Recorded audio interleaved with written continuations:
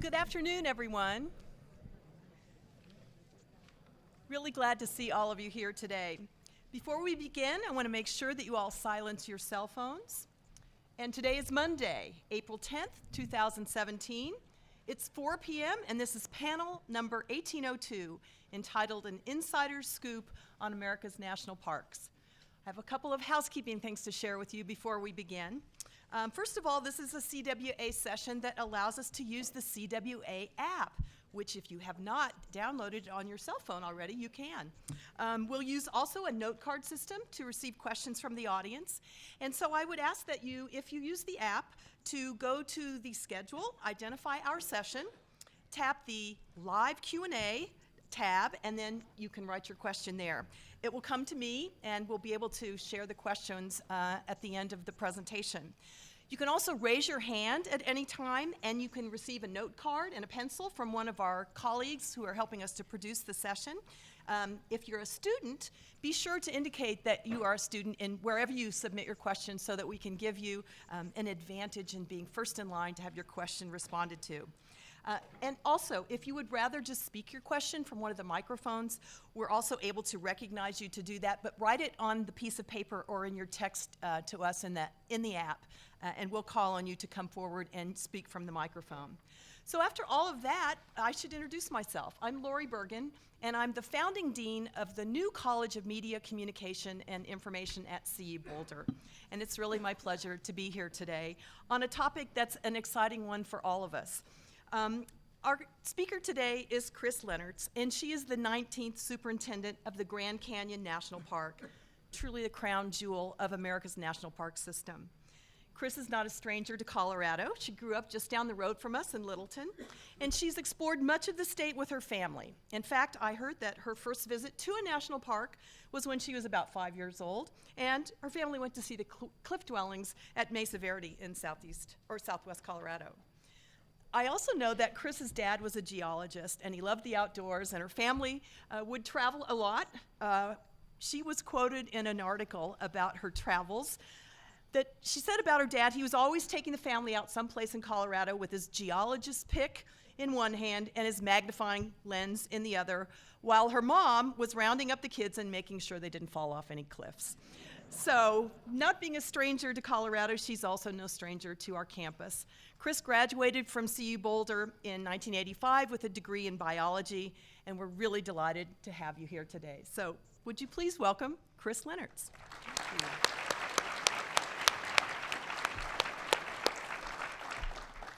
Thanks, Lori. And one of the things that we need to do is have lunch sometime, because communication in parks is a big opportunity for us as well as a challenge.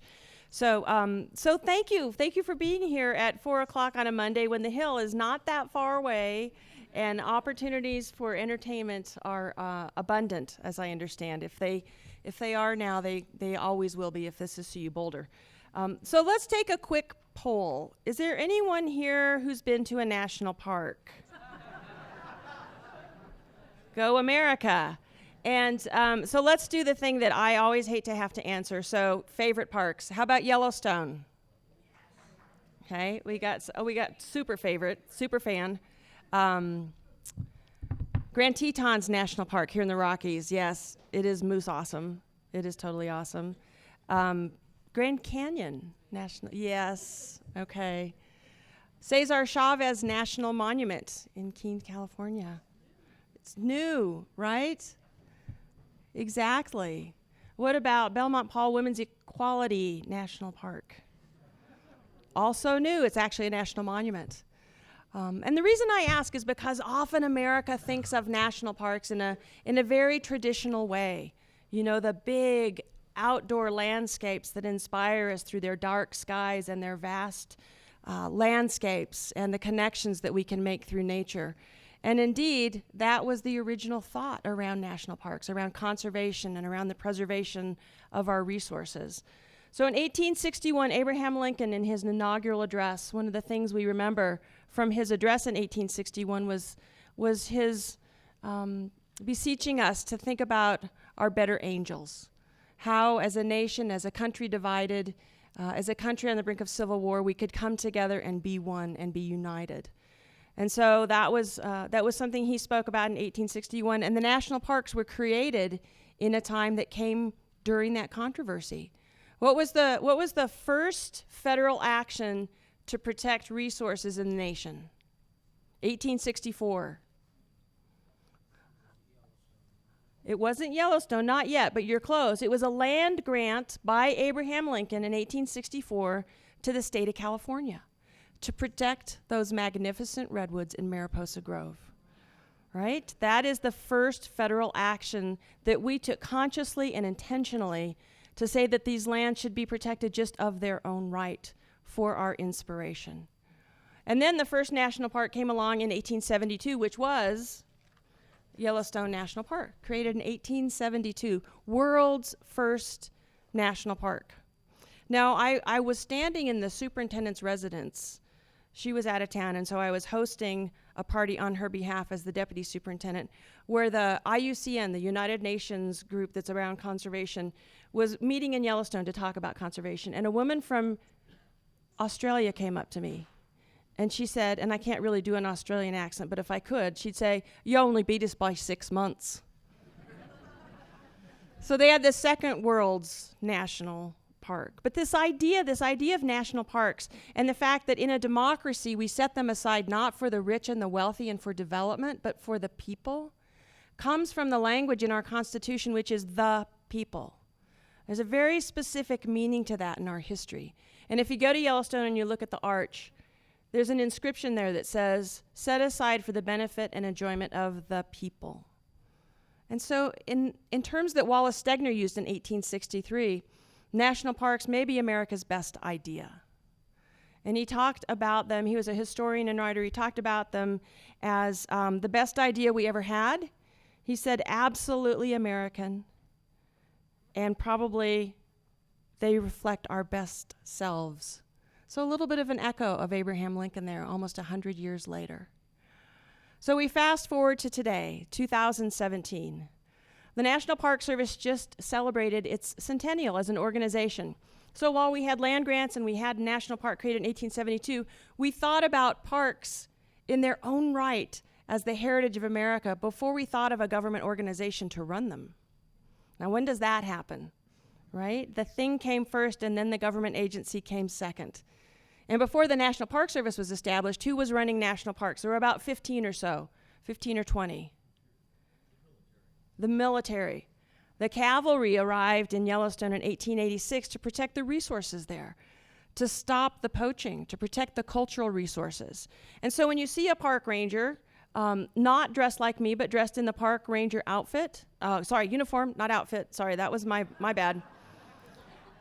When you see a park ranger dressed in that uniform, you see a military uniform. You see really what came from a military history. And the hat, everybody calls it a Smokey Bear hat, totally not Smokey Bear, not Smokey Bear, Park Service. And it actually came from Buffalo soldiers who wore their hats that way in the Spanish-American War. And they did it to keep the rain off themselves. They put what's called a Montana pinch in their hat. It has four peaks, the Montana peak hat. It's a military hat. Came directly from the wars over to Yellowstone and was worn by Buffalo soldiers who protected Yosemite, Sequoia, Kings Canyon, Yellowstone National Park. So it's this kind of truly forged in conflict time, right? Created in the Civil War, protected by the military, and is now a part of our consciousness as one of the most democratic of principles that America can display. And that is everybody can get in. Follow a few rules. We do ask you to follow a few rules and occasionally pay a fee, but not that often. And it really goes to a good cause. We'll talk about that later. But just this idea that today we have 417 units of the National Park Service. And people sometimes say, oh, I bagged all the parks, which is really hard to do. But they're thinking of the 54 national parks, right? The big parks that were created early as scenic vistas. We also have battlefields, seashores, lake shores, waterways, national recreation areas, historical sites. There are about 18 different kinds of units that are America's heritage that are preserved by the National Park Service. So when you think about 417, We're thinking differently about national parks and our heritage today than we did at the turn of the century or in 1916. We're thinking about America's story as a bigger story. We're thinking about America's story not just about the vast western parks where people may have loaded up their Chevrolet to see the USA in the 1950s after World War II. We're thinking about who is America. And we're thinking about it in a way that tells the stories of all Americans. During President Obama's administration, he designated 29 national monuments, more than any other president.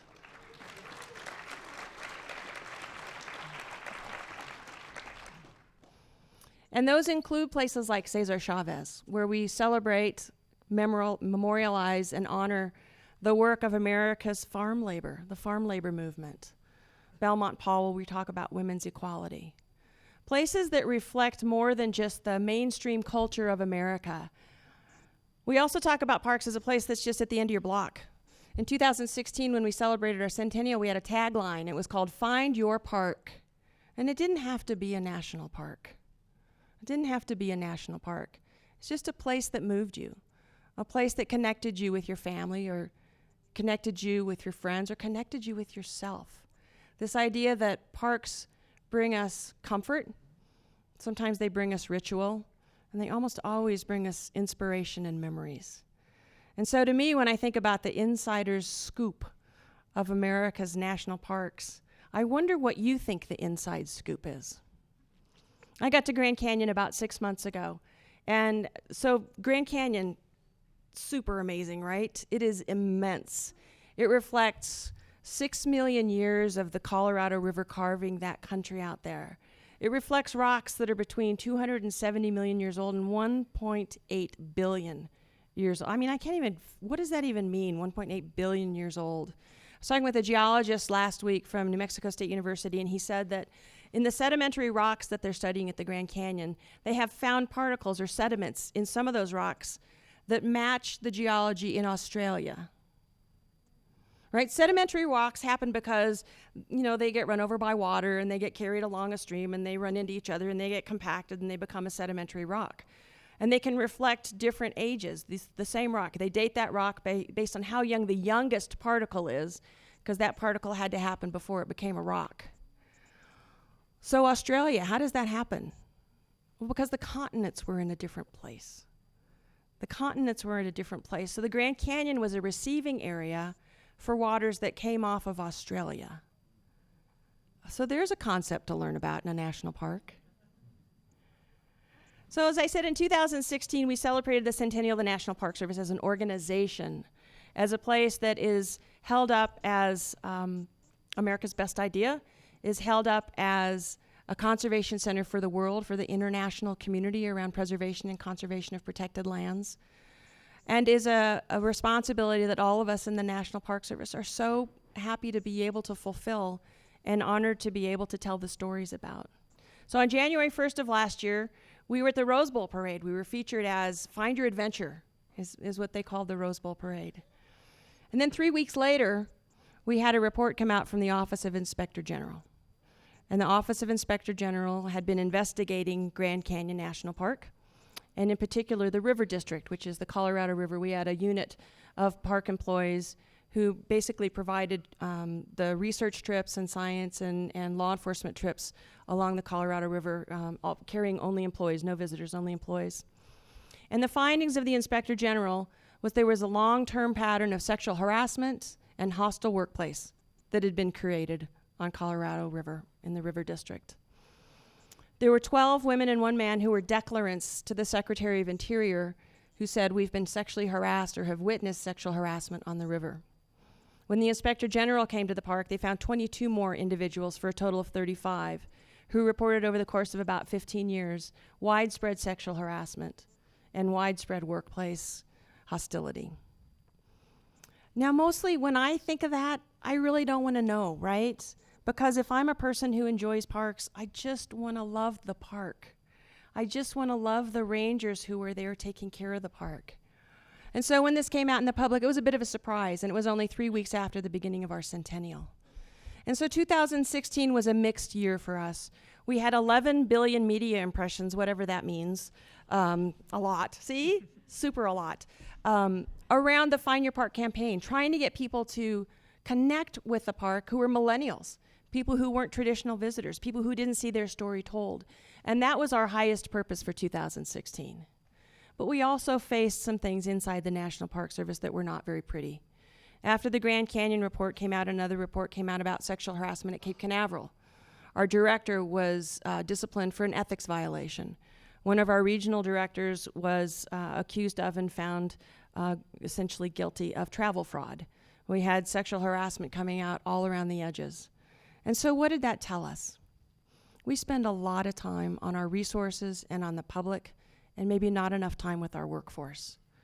So where we have to go as the National Park Service is to keep that part at the heart of our core, the heart of our mission, to protect these places, to make sure the public has access to these places, to make sure our heritage is forever protected. We are in the forever business. But we can't ignore that the only way we accomplish our mission is through our people. And while for a long time we said, when you work for the Park Service, you get paid in sunsets, needs to be a little more than that. And so that's the journey that we're on really across the Park Service in this funny time in the world about women and sexual harassment and what's appropriate in the workplace or not appropriate, or the values we have around that. We're really trying to put a stake down that says the most important thing for the workforce, for Grand Canyon, is that we're a respected and inclusive workforce. We're respectful, we're inclusive, that you can be safe in your job, you can feel secure, and you can find support. And I think if we change that, then we're going to have the perfect combination in the future. These parks are going to go forever. People of all varieties are going to want to come and work for the National Park Service because it touches our hearts and our minds, the consciousness of every person who comes through a park gate, walks down a trail, takes a canoe out on a lake. There's just something about that world where we create memories that connect deeply with our own individual DNA. So that's what I'm thinking tonight. That's great. Would you like to take some questions now?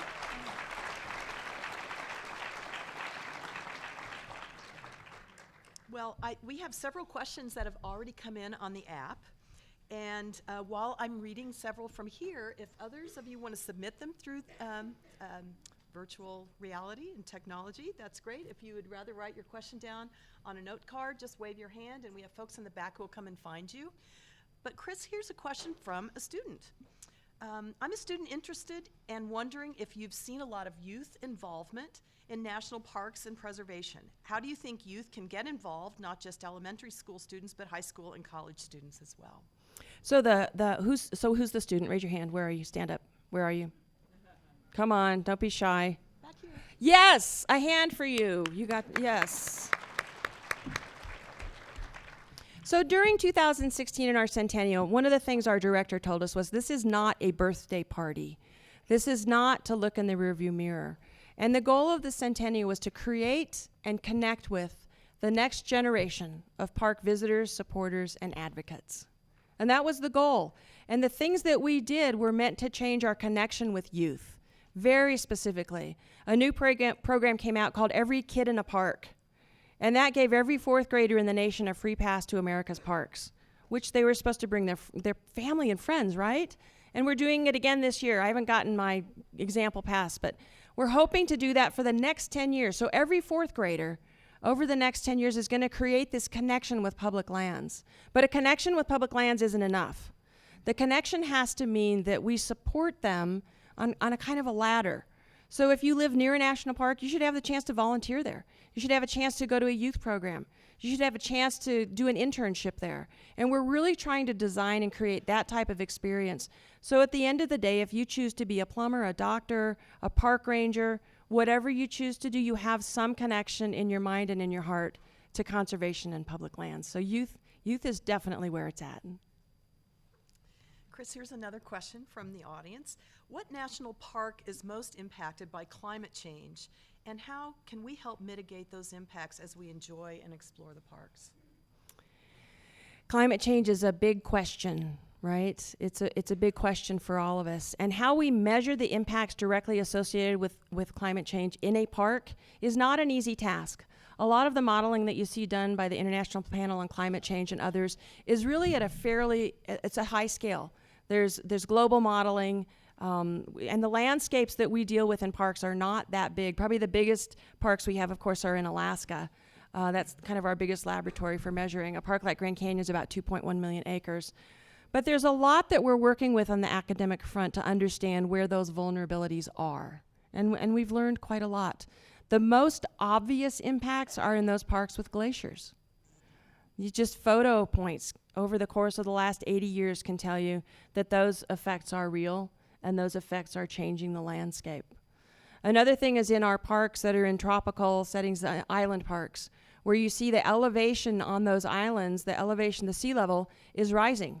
It's a small example, but parking lots that were parking lots before that are now inundated year-round. So those are the kinds of things that we can see in parks.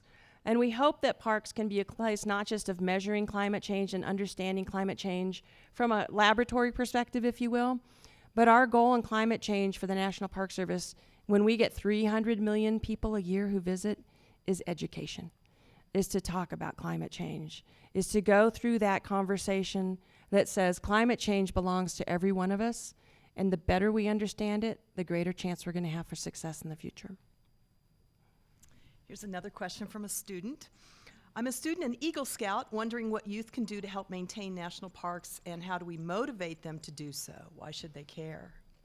The single greatest thing any student can do in this room, Eagle Scout or Brownie, get a good education in science. Just take every course you can in science. Science explains the world. Science makes you a better citizen. Science makes you a better voter, a better mom, a better sibling, a better waitress, because you can explain the world around you and you can answer your own curiosities. So in my opinion, the more you can convert people to the world of science so that they can understand what's around them, the more that transformative experience changes the lives of every individual, and nobody's smarter about it than youth. And nobody runs the world better than third graders. Seriously, that's the only reason we recycle, right? The recycling works because 20 years ago, third graders were like, Dad, if you throw that can away, you're in big trouble. You shouldn't throw that can away. Do you know you should recycle glass? Recycle glass. That's what changes the world. It's that perspective. This is a really great question. How do we deal with us loving our parks to death? Yeah. So the Find Your Park campaign increased visitation in almost every park in the country, which is great because we have to have people in nature to understand it. You might imagine that park rangers were nervous last year when Pokemon Go got popular, right? Upside, they're outdoors. They're looking for things in nature. Downside, there are things in nature you can trip over, you know? And so if you think about the relevance of outdoors and that experience, you know, that connection is just so deep. Whether we can get it through a virtual experience and not visiting the park where you don't wait in as long a line, or coming to the park, we think it's an important experience. And when you see increased visitation, from an insider's perspective in the Park Service, we get really concerned that the bathrooms aren't clean enough, the trails are too crowded, there's too long a wait to get into a park. All of those things just seem terrible to us. And you know, we get to live in the park, and so we kind of see that change with the seasons. And interestingly, we've done some social science, in particular at Yellowstone, they've done social science. They've had a tremendous increase in visitation, in international visitation. And where I might say an experience went from a 97 to a 54 because of overcrowding and everything else, incredibly, the visitor reports their experience went from a 97 to a 94. I'm in a park. I'm with my family. I'm on vacation. I'm having a great time. I kind of have to wait, and the coffee's not that wonderful. But it's this perception that we are so much more concerned in the park as the park managers than the public seems to be. And a part of what we do in parks, you know, quite honestly, like lift the curtain, we keep most people on paved areas. If you go to Yellowstone National Park, 98% of the people are on 2% of the park. And if you're the 2% of the people who get off the trails, it's 98% clear. So part of what we do is we manage people for people's sake. I have a nice stack of questions now about financing parks. And I don't want to read every single one of them, so I'll apologize, but there are a lot of questions about the future of funding, about what might happen under a new administration. Do you want to just generally talk a little bit about that? There are a couple of questions about nonprofit support, non-federal support, so maybe you could just address the larger question of funding. I'd be happy to. So about 2 years ago, for the first time, the Park Service's budget went over $3 billion. Now, $3 billion buys a lot of some things and not very much of others. For the Park Service, it goes a long way. It gives us the opportunity. Most of our funds go into our staff, our personnel. And we have special projects where we're doing things like repaving roads, that sort of thing. You may have heard that there's a $12 billion backlog in national parks of our assets. And that means things like historic lodges or trails or roads that are in disrepair. Now, that's probably not that out of the ordinary compared to urban areas where we've seen the same thing. We've seen it with bridges. And so we know that there may be an opportunity for us to improve some of that based on what has been floated as an infrastructure initiative under the current administration. We would certainly welcome that. It would certainly be an opportunity for us to make some improvements there. And we have to have enough people in parks to be able to oversee those projects. So if a 12% cut comes in the budget, it's going to be hard to juggle those two things. It's going to be hard to make those two things work. But if you've worked long with the federal government or the executive branch, you know that when a president proposes a budget, it's just that. It's a proposal. And the power of the purse is in the Congress. And so we'll see what happens next with the Congress.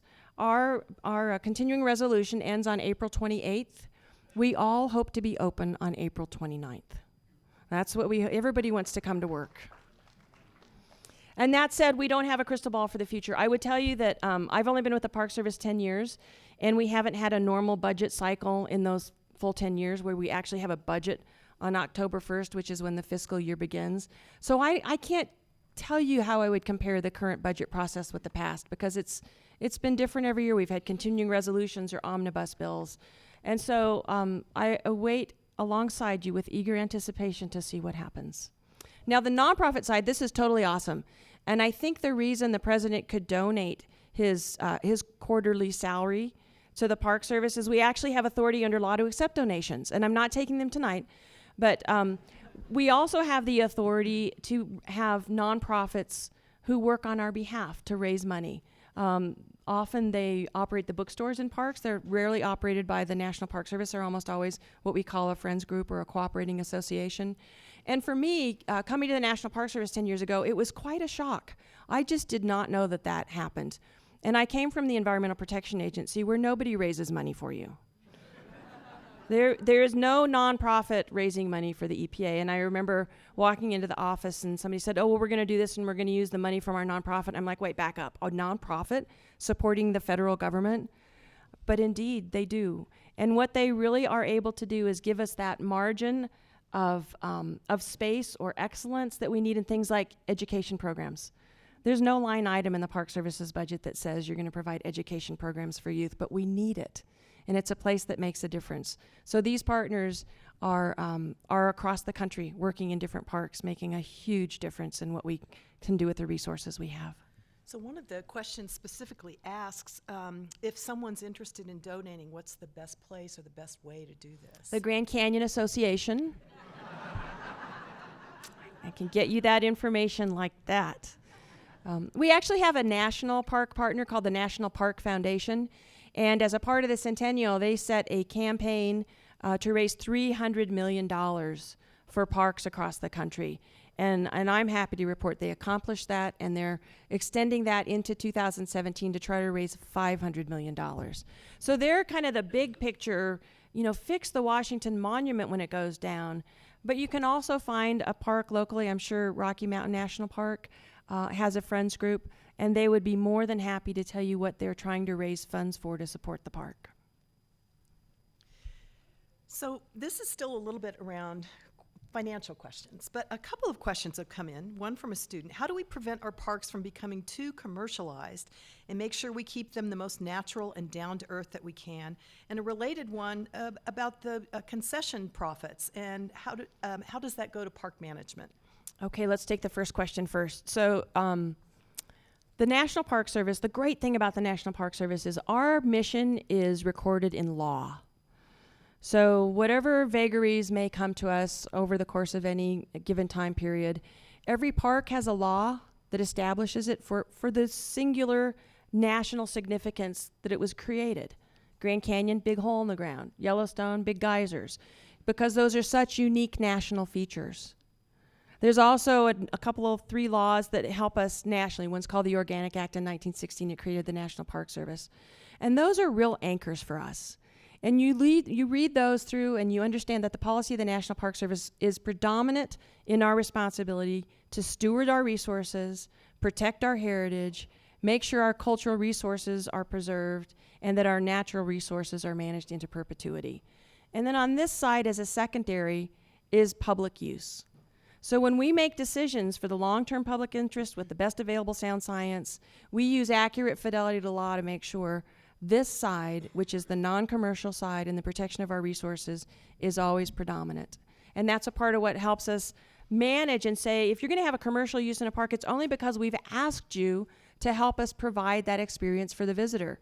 Could be guided raft trips, could be camping trips, could be fishing trips. You know, we have lodges in parks. Those are run by concessioners and not by the National Park Service. But I would tell you we're not bad fiscal managers because we managed to get a cut out of all those profits. And that's important. Several questions about the oil and gas development potential in both the Grand Canyon and in other areas. Questions about fracking in national parks. Do you want to address some of those questions? Not particularly. Natural resources and. But thanks anyway. No, I'm kidding. Okay, moving right along. You know, when a national park is established, it's established because it has some type of national significance. But sometimes there's a trade-off in the actual legislation. So, for example, Padre Island National Seashore, there's a certain amount of oil and gas development that has always been allowed there and will be allowed there because it's written into the law. So it's something that's built in or baked into that park's existence. The piece that we fall back on when there's new development proposed in or around a national park is that within our requirements under law, we cannot allow impairment in parks, period. We cannot allow impairment in parks. So if something happens that's not reversible, we're not allowed to let it happen. And we're even allowed and encouraged to work outside the park boundaries to make sure we get involved early and address those issues that we think could impact the park. So at Grand Canyon, for example, we're involved in proposed uranium mining. We want to protect the night skies around the park. We want to make sure we've got water quality and quantity that are necessary, not so that we can have people in the park, but so the seeps and springs in that canyon can continue forever. So those are all 4 things that are threats outside the park that we're deeply involved in to try to prevent harm and hopefully have early engagement and an opportunity on that decision making. This is like a card game. It's like poker over here. I know. You should see what's going on. I'm looking for patterns here. So actually, there's a very interesting question from an advertising student, one of my students. The question is, how will the use of communication affect the longevity of the national parks and National Park Service? And I think it goes hand in hand with an earlier question that I read from I didn't read it. I read it to myself. From someone asking about some of the social media challenges that the National Park Service has experienced. Maybe you could talk about both of those together. So the 11 billion impressions that we got probably weren't all from inside parks. Because if you've been in a park and you have a device, often there's not much connectivity, right? Good or bad? What if you're working there and your family's not there? What if you're in the middle of an emergency and you'd like a helicopter to come and get you? So it's good and bad, right? Like most things, it's good and bad. But one of the things that we know is often parks, particularly the big western parks, are at the end of the block when it comes to getting utilities, when it comes to getting communications. And every park that is undergoing this transition to a wireless community does planning around it. The Park Service is really, really good at planning. When I first came to the Park Service, I thought, wow, they're really intentional in thinking about that. So under the National Environmental Policy Act, or NEPA, when you take a federal action that involves funding, it involves, for example, putting up a wireless tower, we do a study on that, and we really invite a lot of public participation. So if you have a park where you have a concern, around the development, there's an opportunity for you to be involved. But I have to tell you, some Park Service traditionalists just don't want anything to do with social media, and I'm not one of those. I think if we can get kids and youth and a connection into parks, the park will start to speak for itself, and they'll start to look away from their devices, and they might change their pace of life just a little bit, and then later they can tweet their friends about it. Wow, this is a good follow-up to that answer, actually. Someone said, I go to Rocky Mountain National Park to hike in the wilderness and get away from the city. With the growth in Front Range population, it's crowded and busy, lots of bad behavior, illegal camping, dogs on the trail, drones, music played on cell phones as people hike by me. Bottom line, our wilderness is being lost to technology and illegal behavior. What can be done to get back to a simpler wilderness experience? And this is similar to several other questions about overcrowding, and do you want to talk about that a little bit? Yeah, the Park Service is really struggling with this because one of the things we know is that the visitor experience is critical. You know, when you walk through Muir Woods in California, Northern California, it's like a cathedral of old redwood trees, and you don't particularly want blaring noise. You don't particularly want to have your experience disrupted. So does that experience get disrupted when there are 10 people around you, or 50 or 100? We don't know. And so what we're starting to do is really gather social science on this and try to understand within the context of wilderness or front country, paved trails, backcountry trails, what is that experience like for people? What is their expectation first as they come in? And as they have the experience, what is it like? One person's overcrowding is another person's comfort, which is amazing to me. They don't want to be on a trail where there aren't other people. They don't want to be in the backcountry where they might have to go more than 100 feet for water. And that's a choice, right? And what the Park Service is trying to do is thread that needle and say, how many experiences can we have of what type, for which people, when? And at the end of the day, it's likely going to mean limiting the number of visitors in parks, or at least having certain park experiences. And that is a tough call. You know, in the democratic notion of these parks are available for all, for people to do if you follow a few simple rules, it's hard to say we're only going to have so many people doing so many things. We already limit the number of river trips down the Colorado River. We limit that so that they're not overcrowded. And in some places, communities say, darn right, limit it. You know, there's just too many folks coming in. In other places, people say, I only get one chance to go there, and you're telling me now that I can't, and I've saved a lifetime. So it's a big balancing act we're going to have to walk down. Here are a couple of questions, excuse me, about water issues. One says, are you still doing the big spring flush of high water in the Grand Canyon, and what have the ecological impacts been?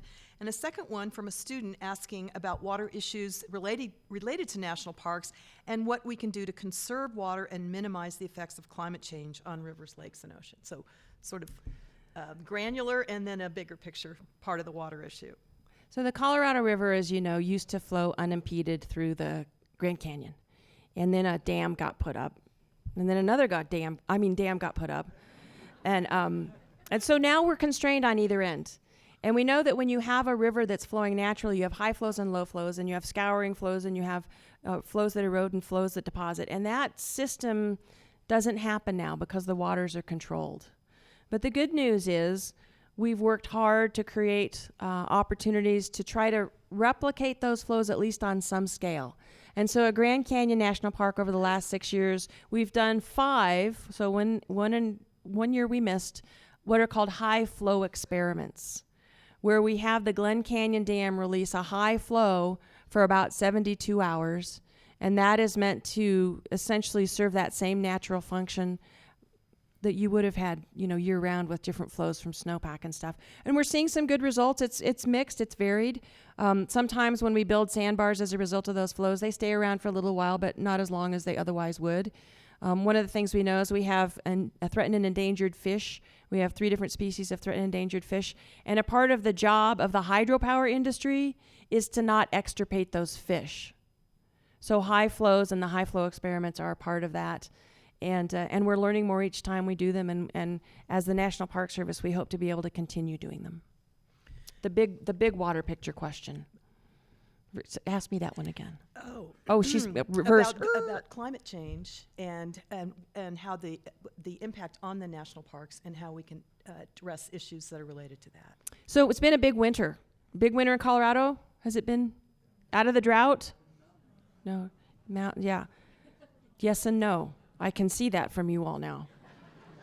See how this happens? You're all watching the same, information, but your perception is different around water. Because water in the West is such an attention-getting topic, right?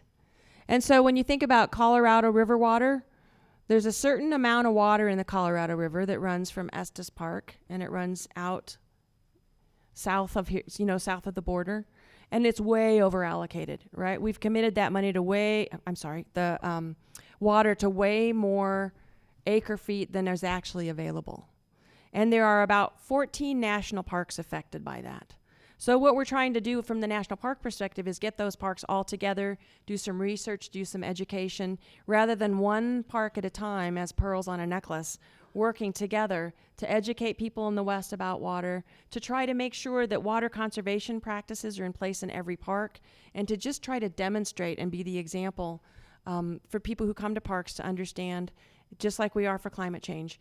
The Park Service, we know where we stand on climate change, and our biggest opportunity really is in the education. Again, several questions are related to the issues of transferring federal lands to state ownership, and some very specific questions about places like Bears Ear National Monument. Would you be able to talk about that issue and the most effective way to fight legislators who want to reverse the protected status of these areas? We'll do a little bit of civics. So I work in the executive branch, and the President Obama designated 29 national monuments by executive order.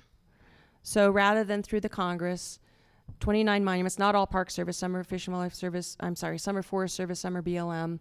And my understanding is that the Antiquities Act, which gives the president the authority to designate monuments, gives the authority to designate but not to withdraw. So the first reading that I've gotten from our solicitors at the Department of the Interior feels pretty good on that front. Now, can Congress change the Antiquities Act? Of course. Congress can change any law they see fit to repeal, replace, reveal, refresh, whatever they want to do with that. So what I would tell you around Bears Ear National Monument is, at the end of the administration, there were kind of two monuments sitting in front of President Obama. One was the Grand Canyon National Monument, which would have expanded area around Grand Canyon, and he chose to go with Bears Ear. I think the reason he chose to go with Bears Ears was this amazing coalition of tribes. And that involvement that includes the representation of traditional ecological knowledge, the culture that comes with the landscape that is aboriginal for those tribes, was just such a critical and important decision. And I hope that people will work hard to understand the nature of the decision and why it's important, not just from a conservation legacy, but from a cultural legacy. First of all, I want to say, as we're nearing the last 5 minutes of our time together, there are a bajillion awesome questions on this app, so thank you to everyone. There's no way we're going to get to all of them, so I apologize to anyone whose great question we can't complete. But let me ask a couple more. One person says, I've read that minorities visit the parks less than whites. If this is true, what are you doing to address this? Well, I believe that it is true. And the reason I believe that is there have been some really interesting studies that have come out of San Francisco State University around diversity or lack of diversity in national parks. And it's not an easy fix. I think there are a lot of cultural lessons the National Park Service needs to learn. The National Park Service, which is 82% white in our employment, reflects the people that visit national parks. It's really interesting. There's a lot of parallels there. So we need to change our organization from the inside out so that people of color will feel welcome in national parks. I was talking to a friend Sunday morning who said that she was having dinner with a couple of her pals, and one of them said, "My people don't go outdoors." And we explored that a little bit. And he said, I don't invite bears into my living room to eat pizza and drink beer. I am not going to their living room. Let's just agree that our living rooms are separate. But that is the story that his family has told for years, that the outdoors is dangerous. And we're not going to overcome that other than working and building confidence in people to be in the outdoors. Whether it's a cultural issue or an urban issue or a suburban issue, the question is whether or not the outdoors moves you and whether or not you have the opportunity to get outdoors in a meaningful way to see if it does or if it will. Lightning round? Ready to go. Okay. 3. What about the rumored tram? Yellow. Oh, that wasn't it. Sorry. No, actually, that's the question. What about Yes, the I'm rumored thinking tram? about it. I Can you think do it I think fast? probably, and somebody can clarify for me. There is a proposal by the Navajo Nation to build a project called the Escalade, which is a tram that would go from Navajo land on the south rim of the Grand Canyon down to the bottom of the Grand Canyon. Is an amazing tourist development opportunity for them. They see it economically. The developer does, and there's a proposal to put that in as right at the confluence of the Little Colorado River and the Colorado River, which is a very sacred site for many tribes. And the Park Service has weighed in, is listening, is watching other tribes, and we would be disappointed to see a project like that go on. And our current position is that the project as proposed would actually end on Park Service lands, and so we would never allow that. So that's kind of the policy hook that we have. But interestingly, all of the tribes in the surrounding area, there are 11 tribes associated with the Grand Canyon, they have all asked the Navajo Nation to withdraw any proposal for that. And each of the committees in the Navajo tribal government, there are 4 committees that are voting on this proposal. 3 of the 4 have voted it down, and then probably later this year it will go to the tribal council. So we'll be watching and weighing in. Any chance the national parks will change policy with regard to dog visitors? So that's such an interesting question, and this is lightning round. So dogs are not actually visitors to park, but people are visitors to parks who sometimes bring dogs. That's how we interpret the policy right now. And in we have 417 park units. In 416, if you bring your dog, you have to have it on leash if it's going to be in the areas where a dog is allowed. In only one place, which is Golden Gate National Recreation Area, are you allowed to bring a dog off leash in certain designated areas. And that park is currently facing review of a regulation that it's proposed, and we will see how that turns out. But my guess is it's probably not going to open the door for other parks. I think I can read this. I heard the Golden Age Pass. What is that? Golden Age Pass. Pass. If you're 62 or over, you get a lifetime pass. Cost was going up. It is. I paid $10 17 years ago. It was Lucky. a wonderful pass. Good What's for you. the cost now? $80. Ouch. It's the rest of your life, please. Americans are living to be like 100. That is, there's no better bargain. Please. This might be the last question. This man's Chris. bidding 100. What else do we have? How do we go? These are 2 great questions. I'm going to put them together. One says, what's your favorite place? And one says, what's your favorite park? Give us the inside Oh, see, you're scoop never and supposed why. to answer that question. I was the regional director in the Pacific West, where there are 61 national parks. And every time I went to a park, they said, what's your favorite national park? And what you're supposed to do if your politic is lie. And you're supposed to say, whatever park I'm in, which is so unsatisfying, right? That is just totally unsatisfying. So my favorite national park is Mesa Verde National Park. Yeah. It's my memory. So I was little, like 5 years old, and went to Mesa Verde with my family. And I remember almost nothing of the cliff dwellings because I was little and they were big and they were far away and my attention span was short. But I remember the dioramas with the little tiny people in them in the museum. Little tiny dogs and little grinding stones. So Mesa Verde, hands down. So the last question. Reflect a little bit on your personal philosophy and what led you to this work of protecting America's wildlands. When I grew up, I spent a lot of time in the outdoors. And it wasn't so much focused on parks. It was focused just on the outdoors. And it was the day when it was a rough and tumble, go out and play in the Highline Canal, and your parents really didn't know where you were, but you were probably going to show up before it got too dark. And You know, there wasn't the age of stay in the backyard and make sure the gate is locked. And so for me, I just had the opportunity to have that experience that kept me happy. It kept me connected. It was the ability to kind of pursue that passion that is almost never parallel with your career. I think it's pretty rare that you get to take your passion and your career and the Western United States and make a life out of them. So, you know, the biggest part to that for me is that connecting other people to that experience of our heritage that is so unique and the memories that get created has become more important to me than the landscapes I see and the landscapes where I live. It's about the people who are moved. It's the nostalgia and the novelty of a grandparent and a grandkid coming to a park together and sharing an experience that they're just never going to forget. So to me, it's become more about the people than the place, but don't leave the places out of the equation, and you can donate now. Will you join me in thanking Chris Lennox for this wonderful presentation?